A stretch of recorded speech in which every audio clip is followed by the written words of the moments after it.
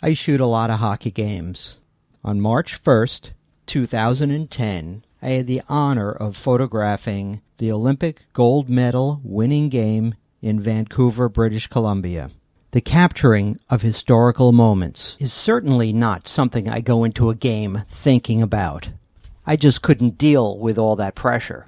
But afterwards, looking back, this was one of the most historic moments that I was ever able to capture. So at 7:40 of the first overtime, where was I in the building? Fact is, I was alternately standing, pacing, and mostly kneeling in the Zamboni corner way back underneath the stands. The Olympic rule is that 10 minutes before the end of regulation time, any photographers who are going on the ice need to be lined up in the Zamboni corner so that they can be pushed out onto the ice in what they would call an orderly fashion. I don't think I would use those terms, but that's what everyone says anyway.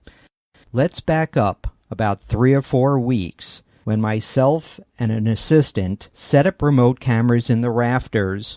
One of the prime locations for setting up remote cameras is directly over the net.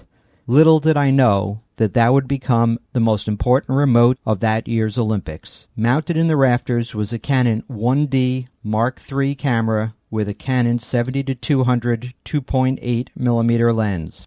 The lens was racked out to 95mm.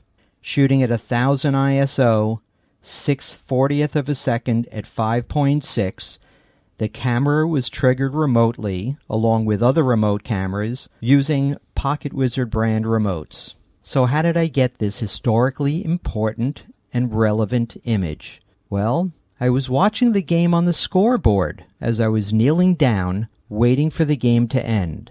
I was kneeling down because that was the only way I had a good vantage point of the scoreboard.